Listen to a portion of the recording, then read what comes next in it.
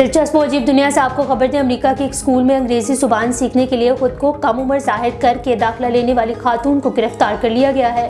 Media reports के मुताबिक हुकाम ने बताया कि 28 साल खातून ने इंग्लिश सीखने के लिए एक हाई स्कूल में दाखिला लिया और उसने अपनी उम्र छुपाते हुए खुद को 17 साल की लड़की जाहिर किया, जिस पर उसकी वालिदा समेत उसको गिरफ्तार कर लिया गया है। हुकाम ने बताया कि जाली पासपोर्ट और पैदाइशी सर्टिफिकेट इस्तेमाल किया गया, जबकि खातून ने तफ्तीशकारों को बताया कि उसने अंग्रेजी जुबान सीखने के लिए स्कूल में दाखिला लिया और वो अंग्रेजी सीखना और जुबान में महारत हासिल करना चाहती थी।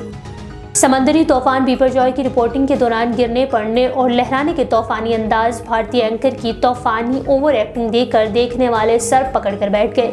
भारतीय न्यूज चैनल की एंकर श्वेता त्रिपाठी की वीडियो सोशल मीडिया पर वायरल हो गई। सार्फिन ने भारतीय न्यूज चैनल की एंकर को आड़े हाथों ले लिया और खूब तनकीद का निशाना बनाया।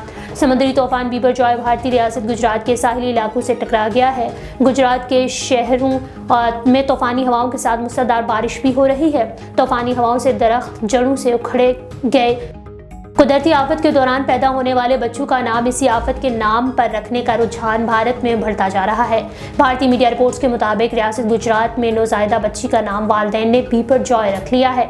मगरबी साहिल की तरफ बढ़ने वाले समंदरी तूफान को बिपरजॉय का नाम दिया गया था।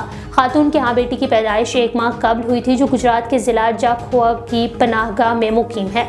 नौमौलूद के वालिदैन का कहना है कि उन्होंने अपनी बेटी का नाम आने वाले समंदरी तूफान के बाद बिपरजॉय रखने का फैसला किया है।